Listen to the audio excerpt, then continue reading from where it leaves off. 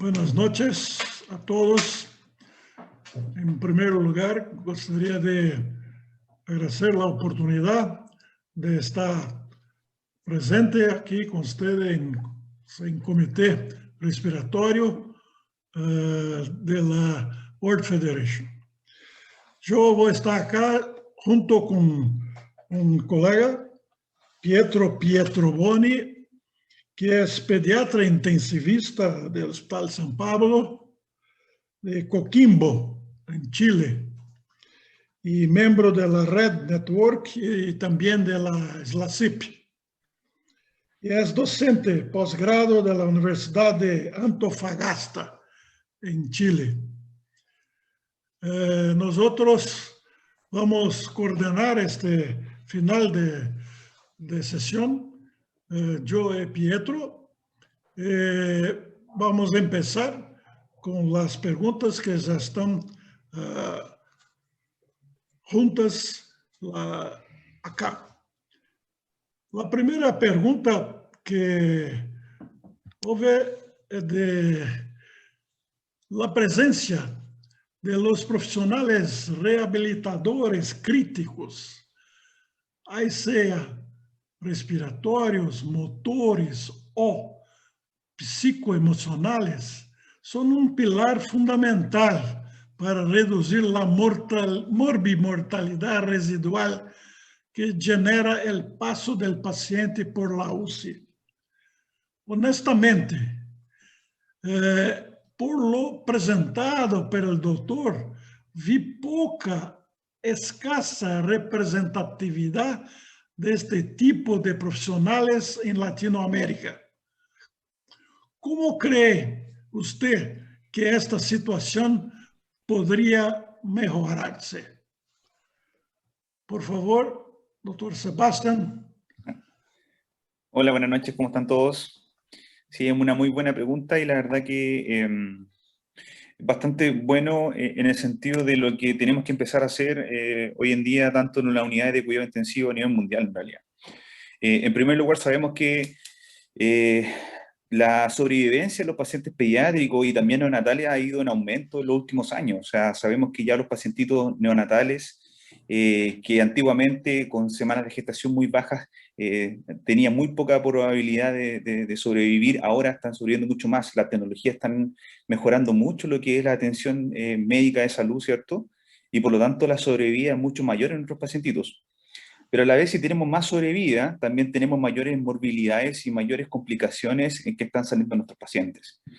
Y uno de los grandes problemas que tenemos actualmente es que estamos tratando de empezar desde un inicio en las unidades de cuidado intensivo a tratar de rehabilitar o habilitar a estos pacientitos con sus nuevas comorbilidades y complicaciones.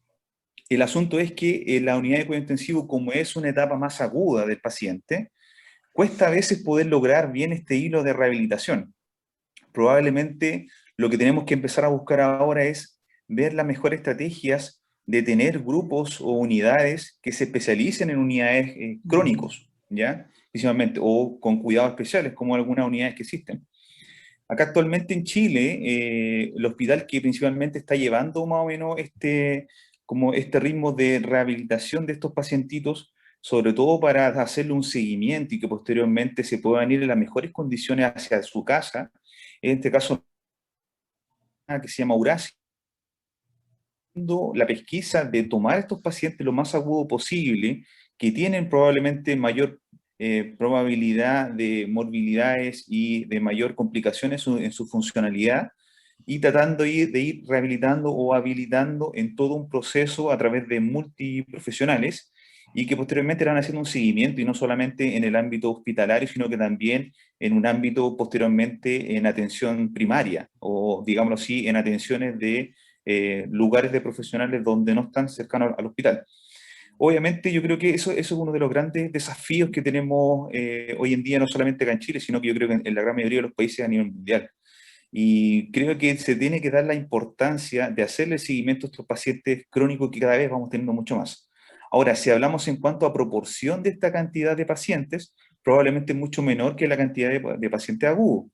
Pero sí, en lugar a duda, estamos viendo que cada vez más nuestros pacientitos que están ingresando a las unidades críticas están saliendo con mayores morbilidades y esto hay que hacerle un buen seguimiento y una buena rehabilitación como corresponde y eso sin lugar a dudas lo vamos a poder conseguir con un buen trabajo con un equipo multidisciplinario. Eso es lo principal. Sí, muchas gracias, Sebastián. Gostaria de hacer un breve comentario de que en pacientes agudos tenemos que tener una movilización precoce, ¿no? Esta movilización precoce hace parte de las recomendaciones de Chus-Wisling. Y para esto, creo que precisamos siempre estar reforzando lo que usted había hablado, de que estamos con resultados mejores en pacientes agudos, ¿no? Por favor, Pietro, la pregunta siguiente, si for posible. Hola, buenas tardes a todos. Gracias por participar. Y bueno, estar en compañía acá del doctor Bertel Carvalho, que realmente no necesita mucha introducción, conocido por todos. Bueno, la siguiente pregunta que se envió al grupo viene desde México y que dice que para las terapias de puertas abiertas en México, no solo es el proceso cultural de los médicos, también los padres tienen muchas limitantes conductuales. ¿Cómo salvar las barreras culturales de los padres ante situaciones de gravedad en una sociedad con muchas limitantes y dogmas contra la profesión médica? Creo que es una pregunta bastante interesante y que Natalia nos va a responder.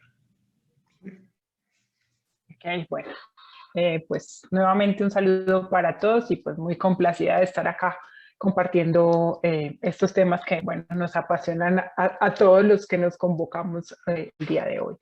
Las barreras culturales, yo creo que no solo sucede en México, creo que todos nuestros países de Latinoamérica tenemos de alguna manera sociedades muy diferentes, ¿cierto? Tenemos padres en las unidades de cuidado intensivo que son profesionales universitarios, pero también tenemos padres que son trabajadores del campo o personas que han tenido de alguna manera muy poca, digamos, acceso a la educación. Sin embargo, lo que, pues, digamos, en estos procesos de puertas abiertas, uno va conociendo es que es importante darle a los papás la posibilidad de que ellos, pues, reciban la información a su medida, ¿cierto? Y cuando tenemos las puertas abiertas, probablemente al principio los papás no tienen, se sienten muy inseguros a preguntar o inseguros algunos inclusive para los procedimientos, ¿cierto? Pero cuando los profesionales nos ponemos de acuerdo y dejamos que las unidades tengan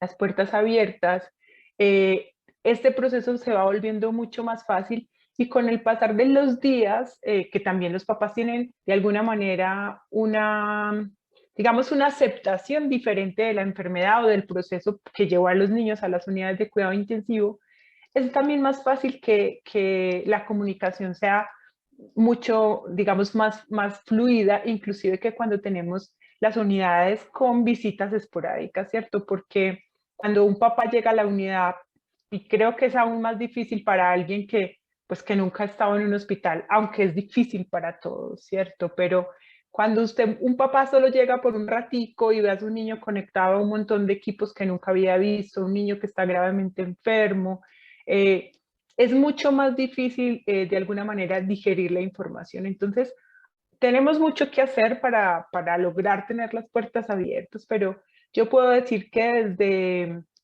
digamos, desde las puertas de unidades de cuidado intensivo, lograr hacer eso también mejora la comunicación y también mejora la cultura de los padres hacia las unidades, ¿cierto? Porque ellos de alguna manera paulatinamente van captando lo que es una unidad de cuidado intensivo, ¿cierto? Y también les da más seguridad a todos los papás, independiente, digamos, de la capacidad social o cultural que tengan, ¿cierto? Entonces, es también entender que debemos dejar de ver a los familiares como una visita, o sea, la familia no es una visita de la unidad de cuidado intensivo, la familia hace parte digamos, del objeto del tratamiento, y cuando lo vemos de esa manera, pues vamos a tener un mejor ingreso de los padres y también una mejor comunicación con ellos, ¿cierto? Entonces, tenemos mucho que hacer al respecto y sabemos que Latinoamérica, a diferencia de muchos de los otros países donde ya las familias están incluidas y tienen las puertas abiertas hace mucho tiempo, tenemos mucho que hacer en Latinoamérica, pero con toda seguridad, cuando abrimos las puertas, tenemos mejores resultados, y a las familias y a nosotros como profesionales, pues también, digamos, nos va mucho mejor. Y también de ahí la importancia que decía respecto a Sebastián, respecto a la presencia de otros profesionales en la unidad, la importancia de los psicólogos, por ejemplo, los asistentes sociales, que claramente nos ayudarían un montón en mantener las puertas abiertas en la unidad. Tenemos una otra cuestión que gostaria que ficasse aberta para as duas outras colegas e Cíntia, para falar sobre cuidados paliativos. Deveriam fazer parte da UCI pediátrica ou solamente como um serviço de apoio? ¿Quer que fale primero? Sí. Hola, buenas noches. Muchas gracias por estar acá con la invitación de Earth Federation, nossas atividades de América Latina. Es muy bueno compartir este momento con los colegas de todos los países acá, muy importantes, muy expertos en su área. Y creo yo que es muy frecuente actualmente, al menos acá en Brasil, que personas con especificidad o treinamento específico con cuidados paliativos se envolvan en la UCI. O que se hace por aquí, se é recomendado normalmente que se tenha um serviço de cuidados paliativos disponível para casos específicos. E aí sim, são invitados para ir até a UCI e dar... Você precisa desbloquear o iPhone. Desculpe, falar com as pessoas da UCI e fazer uma avaliação conjunta, mas não há uma pessoa específica que fica lá todos os dias e... manejando o pelo menos procurando pacientes para hacer el atendimiento. Y sí, lo médico y la equipe intensivo de la UCI pediátrica que llama a estas personas para hacer una evaluación específica de los casos. No sé si Adriana tiene una experiencia con esto también, por favor. Muy buenas noches para todos. Muchas gracias, Cíntia. De verdad que es un placer estar acá conectada y escuchando todas estas preguntas tan maravillosas e interesantes, y obviamente escuchar a mis colegas en todo este proceso. Una clara muestra de la interdisciplinariedad. Precisamente como lo decía Cíntia, si bien desde nuestra experiencia para mi país propiamente esto es, digamos, un tema incipiente en el hecho de la integración de los cuidados paliativos en las unidades de cuidado intensivo pediátrico. Creo que tenemos un poco más de trayectoria a nivel de la experiencia en el adulto, ¿sí? Y precisamente mirándolo desde la academia, han venido surgiendo en la formación posgradual estas herramientas en maestrías y en especializaciones en el área de cuidado paliativo. Y creo que debería de ser uno de los lineamientos a integrar, porque considero que todavía estamos muy tibios en el asunto de incorporar el cuidado paliativo como una meta del cuidado integral en todos los pacientes. Porque es que no es solamente el hecho de pensarnos el proceso de final de vida. Comprendemos a veces que hablar de cuidado paliativo es solamente para aquel momento en el que el paciente ya, desde lo terapéutico, desde lo biológico, desde lo clínico, ya ha tenido unos manejos y unos tratamientos importantes, o a lo largo de un tiempo, o de un proceso crónico, o de un proceso agudo, digamos, sin una buena respuesta inicial.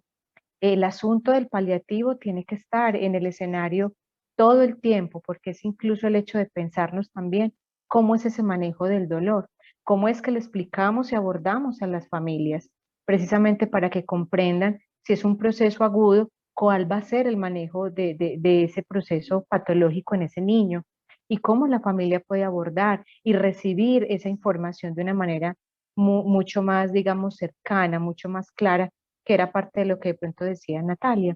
Y es precisamente la voz de esos otros compañeros, terapeutas, psicólogos que nos ayudan a aterrizar toda esta información que posiblemente para las familias resulta ser muy lejana. Entonces, ese es un reto, uno de los tantos retos que creo yo que tenemos que empezar a mirar, y dentro de esa apertura no solamente es la puerta abierta de las unidades para las familias o las mascotas, sino puertas abiertas para la interdisciplinariedad. ¿Cómo involucramos a nuestros demás colegas?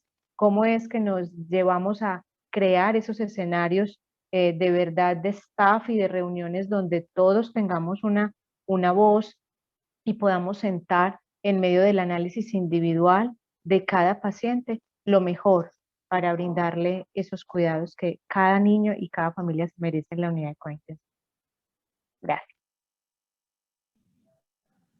Gracias, Adriana. Cintia, hay una última pregunta dirigida a ti en relación al tema de investigación, que tiene relación con cuáles son los recursos que uno necesita para iniciarse en la investigación. Okay. Gracias por la pregunta. Creo que si los demás ponentes también quieren hablar sobre esto, son bienvenidos para hablar también. Mucha gente pensa mucho que para hacer estudios es necesario plata, né? O mucho investimento para hacer. Mas diría yo que la primera cosa que necesitamos ter es organización. Si usted tiene organización, muchas veces nosotros acá en países como Brasil, raramente tenemos plata para hacer el estudios. 90,5% de nuestros estudios no tiene investimento financiero. Entonces, la primera cosa es la organización. Y la segunda, y tan importante cuanto, es tener personas que tienen gana para hacer. Las personas con voluntad y también mucho personas que hacen un team, un grupo para pesquisa que tiene que ser multiprofesional. Isto é muito importante porque isto faz com que as diferenças, não somente culturais, mas também de ensinamento que cada um tem de sua linhagem de aprendizado, se compartem muito mais. E com isto as ideias são muito mais fluídas e muitas vezes mais completas, porque cada um vem com uma parte e isto é que hace o todo, e hace o todo de uma forma simples. Creio que também outra coisa é quando vai fazer uma investigação, não tem que fazer uma pergunta muito difícil ou muito imaginável. Não há que descobrir a roda, porque há muitas coisas simples no dia a dia que não estão resolvidas. Por exemplo, toda a parte de humanização que estamos acá falando, algumas partes de cuidado com a família, que não são coisas muito difíceis de pesquisar ou de fazer, mas que há barreiras e que nós outros temos que vencer. E isto, na parte de investigação, também há, solamente com unidos, com objetivos muito claros e organizados, é possível fazer. Claro que se nós outros temos plata para ser, muito mais fácil seria. Talvez conseguimos chegar a este objetivo mais rápido, mais temprano, mas não podemos poner a parte financeira como uma limitação principal, porque não é. Nós outros aqui na América Latina podemos provar isto, porque senão não teríamos sido nada por estes anos todos, porque não há plata para pesquisa, muito pouco investimento por parte do governo. Graças. Adriana, ¿podría comentar sobre este tema? Usted presentó el tema también de investigación y es de educación e investigación y es una experta. Adriana. No. Gracias, doctor. No, realmente hablo desde mi experiencia corta en lo que ha sido la investigación en el área, y es bien interesante, y claramente, como lo acaba de mencionar Cintia, le sumaría adicional es el interés, claro, el interés por un área de formación. Yo creo que cuando uno quiere iniciar el proceso de investigar, es bueno empezar por aquello que tú conoces, ¿sí? ¿Cuál es tu área de formación? Muchas veces nos soñamos con empezar a realizar investigaciones en terrenos que no son, digamos, nuestro fuerte. Y creo que en eso se requiere un poco, yo lo llamo humildad, ¿cierto? A bajarnos un poco y empezar, bueno, ¿cuál es mi área de formación? Dentro de lo que ha sido mi experiencia clínica o administrativa, por ejemplo, en las unidades de cuidado intensivo, aprovecho y hago la invitación. Pasamos muchísimos años, mucho tiempo de nuestra vida en el área clínica y créanme que es el lugar más rico, más maravilloso para encontrar fenómenos que nos lleven a hacernos preguntas. El solo hecho de estar ahí viendo la interacción entre los profesionales, los padres, los mismos compañeros, los pacientes, las diferentes culturas, de ahí pueden surgir miles de preguntas que nos pueden llevarnos precisamente a plantearnos una situación problema y en ese sentido darnos a la tarea. Pero como dice Cintia, se hace necesario, claro, estar acompañados. Siempre creo que una labor de investigación amerita esa mirada además interdisciplinaria y obviamente personas que tengan trayectoria en investigación. Porque cuando se quiere iniciar el camino, pues creo que es muy fácil perderse mientras aprendes todo el proceso de cómo se aplican ciertos métodos de investigación, cuál va a ser la línea de investigación que se va a tener y cuál va a ser el alcance de esa investigación, cuál va a ser el tiempo en el que se va a ejecutar. Entonces, vienen a jugar una cantidad de elementos de ese recurso humano que también amerita mirarse desde el recurso financiero, como dice Cintia, no se necesitan, pues, digamos, dinero o millones para hacer una investigación. El solo hecho de que estés en tu unidad de cuidado intensivo y quieras mejorar la calidad en la atención o investigar por qué nuestra unidad no tiene unas puertas abiertas y lo queremos proponer como un proceso investigativo con nuestros pacientes, que hay esos papás y empezar a hacer unas encuestas y hacer unos análisis concretos, contundentes y objetivos, ya es una forma de empezar una investigación, ¿cierto? Y es una manera de enriquecer, vuelvo e insisto, la calidad en la atención, de tener conocimiento y evidencia científica para decir, es real y con estas realidades, ¿qué estrategias, qué elementos vamos a disponer desde lo administrativo, desde lo humano, desde la experiencia para mejorar los procesos de cuidado? Entonces, creo yo que es empezar, alinearse, crear grupo y tener todo el interés por empezar a formarse y a tener la experiencia de investigar, que lo que ha sido en mis últimos 5 años ha sido una experiencia maravillosa. Gracias. Natália, Sebastián. Sebastián, Natalia, ¿algún comentario adicional?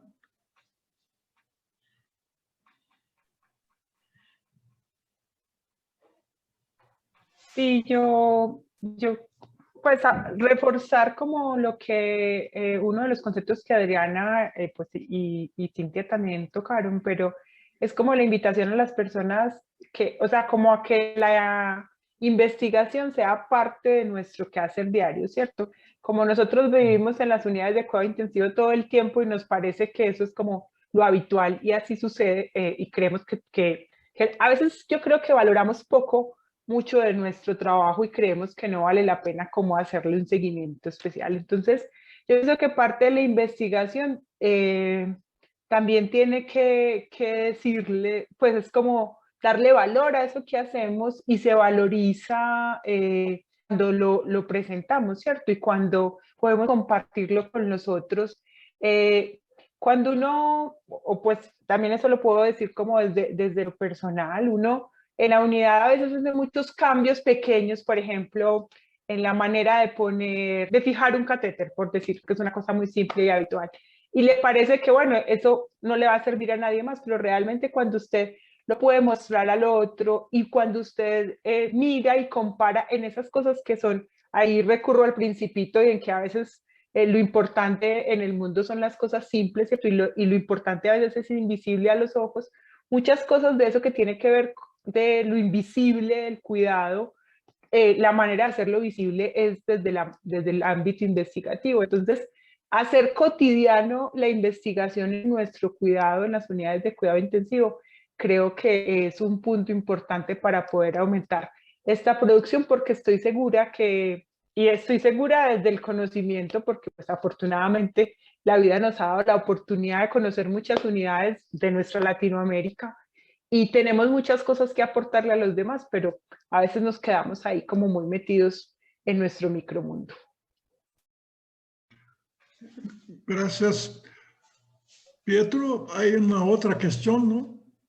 ¿Usted recibió otra cuestión, Pietro?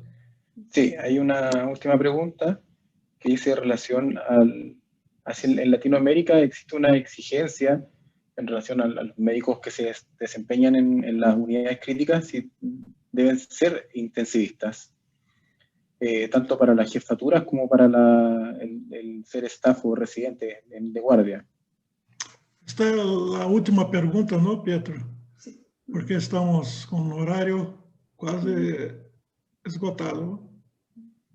Sí, la verdad es que el ser intensivista somos súper pocos en realidad, por lo tanto, que sea una exigencia puntual para dedicarse en una unidad de cuidado intensivo, la verdad es que no. Y la gente que conozco de Latinoamérica, la verdad es que en la mayoría de las unidades no son todos intensivistas. Las jefaturas podrían eventualmente estar a cargo del médico intensivista, pero es una especialidad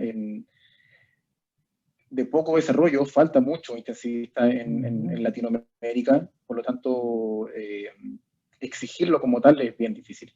Por lo tanto, todos partimos como pediatras muy entusiasmados trabajando en el área intensiva y de ahí nos hemos ido especializando. Pero no, realmente no es una exigencia. Muchas gracias. Tenemos que encerrar la sesión. Gustaría de agradecer a todos por la participación. Colocar que toda la presentación va a estar presente en el website de World Federation of Pediatric Critical Care Society. Por tanto, alguna duda, una cuestión que tal vez tenha pasado desapercibido, pueden venir nuevamente o apresentar para sus colegas en el website of World Federation. Gostaria de la palabra de Sebastián. Por favor, Sebastián. Sí, muchas gracias. Bueno, buenas noches a todos. Estamos muy agradecidos, muy contentos. Fue un gran trabajo de varios meses en la cual tratamos de plasmar en estas presentaciones el pensamiento, ¿cierto?, que tenemos varios profesionales que trabajamos en la unidad de cuidado intensivo. Y obviamente tratamos obviamente de dar ideas de cómo podemos ir mejorando y ver si podemos generar mucho más lazos con toda la gente que participa y hagamos que Latinoamérica, que tiene una gran cantidad de países y obviamente de personas, que seamos mucho mejor y empezar a hacer mayores cosas, obviamente, para el bien de nuestros pacientitos, que es lo que más importa. Y muy agradecidos para trabajar con una gran cantidad de buenos profesionales, con grandes maestros. Así que netamente muy orgulloso y agradecido también de la World Federation y también de todos que participaron en este panel hermoso y obviamente muy, muy orgulloso de representar también a mi país. Un abrazo a todos.